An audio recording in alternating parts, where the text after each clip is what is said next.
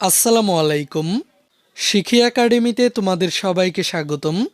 এই ভিডিওতে এখন আমরা ষষ্ঠ শ্রেণীর বাংলা বইয়ের তৃতীয় অধ্যায় থেকে 22 পৃষ্ঠার এই ছকটির সমাধান দেখব। এখানে এই ছকটির বিষয়বস্তু হলো অনুচ্ছেদ লিখে বিশেষ্য খুঁজি। শিক্ষার্থীরা, এর আগের ক্লাসে আমরা বিশেষ্য কি তা জেনেছিলাম। তোমরা যারা আগের ক্লাসটি দেখোনি তারা আমাদের চ্যানেলের প্লেলিস্টে গিয়ে আগের ক্লাসটি দেখে নিবে। এই ক্লাসটিতে আমাদেরকে এখানে বলা হয়েছে কোনো একটি বিষয় নিয়ে 100 শব্দের মধ্যে একটি অনুচ্ছেদ লেখো। লেখা হয়ে গেলে বিশেষ্য শব্দগুলোর নিচে দাগ দাও। অর্থাৎ আমাদেরকে যে কোনো একটি বিষয় নিয়ে নিচের এই ছকটিতে 100 শব্দের মধ্যে একটি অনুচ্ছেদ লিখতে হবে। এরপর এই অনুচ্ছেদটি থেকে বিশেষ্য শব্দগুলোর নিচে দাগ দিতে হবে। শিক্ষার্থীরা, চলো আমি তোমাদেরকে এই ছকটির নমুনা সমাধানটি দেখিয়ে দিচ্ছি। তো এখানে আমাদের কাজটি ছিল অনুচ্ছেদ লিখে বিশেষ্য খুঁজি। তো শিক্ষার্থীরা, আমি এখানে তোমাদেরকে একটি নমুনা অনুচ্ছেদ দেখানোর চেষ্টা করেছি। আমরা এই অনুচ্ছেদটি পড়তে পড়তে বিশেষ্য শব্দগুলো খুঁজে বের করব। আমাদের বাড়ির পাশ দিয়ে বয়ে চলেছে একটি নদী। এখানে বাড়ি এবং নদী এই দুটি শব্দ বিশেষ্য। এরপর নদীর নাম গড়াই। এখানে নদী এবং গড়াই এই দুটি শব্দ বিশেষ্য শব্দ।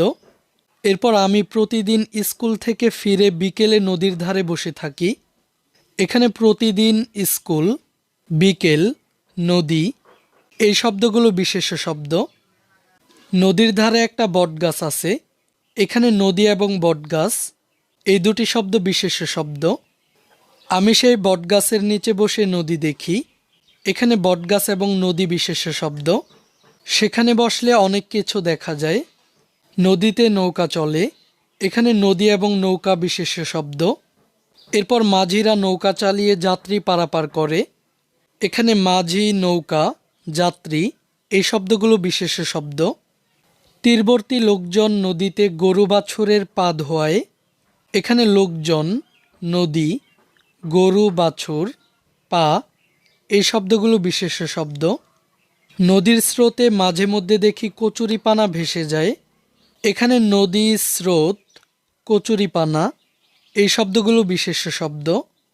আবার মাঝে মধ্যে মানুষের ঘরবাড়ি ও গাছপালাও ভেসে যেতে দেখি। এখানে মানুষ, ঘরবাড়ি, গাছপালা এই শব্দগুলো বিশেষ্য শব্দ। তখন বুঝতে পারি কোথাও হয়তো নদী ভাঙনের কবলে পড়ে সব হারিয়েছে কেউ। এখানে নদী ভাঙন শব্দটি বিশেষ্য শব্দ। তো শিক্ষার্থীরা, এভাবে করে তোমরা অনুচ্ছেদটি থেকে প্রতিটি বিশেষ্য শব্দর নিচে দাগ দিবে। এই ক্লাসে এই পর্যন্তই। পরবর্তী ক্লাসে আমরা নমুনা 2 নিয়ে আলোচনা করব। এই ক্লাসটি তোমাদের কাছে কেমন লেগেছে তা আমাকে কমেন্ট করে জানিয়ে দাও। আর আমাদের চ্যানেলে নতুন হয়ে থাকলে চ্যানেলটিকে এখনই সাবস্ক্রাইব করে রাখো।